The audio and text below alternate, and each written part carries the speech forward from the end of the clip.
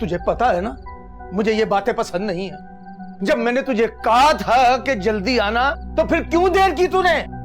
वो मैंने जान के देर नहीं की, वो तो बस अचानक सोनी की। बकवास बंद कर। सोनी सोनी सोनी, अब तू एक झूठ को छुपाने के लिए 100 झूठ बोलेगी, और मैं क्या करूं तेरा? मैं तुझे समझा समझा के तंग आ गया हूं। बस अब मैंने तेरा एक ही इलाज सोचा है, जितनी जल्दी हो सके तेरी शादी करके तुझे इस घर से रुखसत करूंगा, ताकि मेरी जिंदगी में भी सुकून आए।